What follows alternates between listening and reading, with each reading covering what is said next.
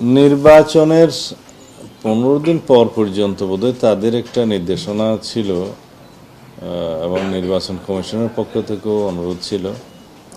এটা এখন শেষ হয়ে গেছে সম্ভবত, কিন্তু সরকারের যে আগের নির্দেশনা অনুসারে পরবর্তী নির্দেশ না দেওয়া পর্যন্ত সশস্ত্র বাহিনী যেভাবে মাঠে ছিল উইথ ম্যাজিস্ট্রিয়াল পাওয়ার সেভাবেই আছে।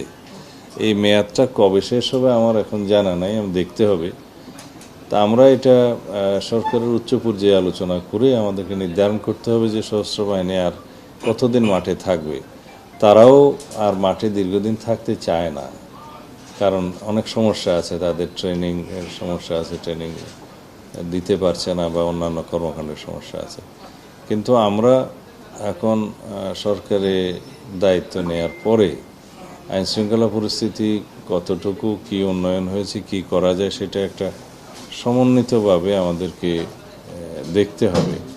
এখন এই মুহূর্তে আমি বলতে পারছি না তাদেরকে কবে উইথড্র করা হবে, তবে অবশ্যই সেনাবাহিনীকে মাঠ পর্যায় থেকে একসময় উইথড্র করা প্রয়োজন করতে হবে।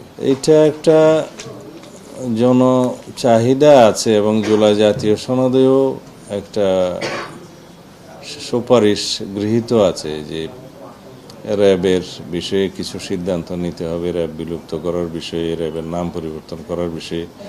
কিন্তু ওগুলো সব রাজনৈতিক সমঝোতা, কিন্তু বাস্তবতার নিরিখে আমাদেরকে সিদ্ধান্ত নিতে হবে।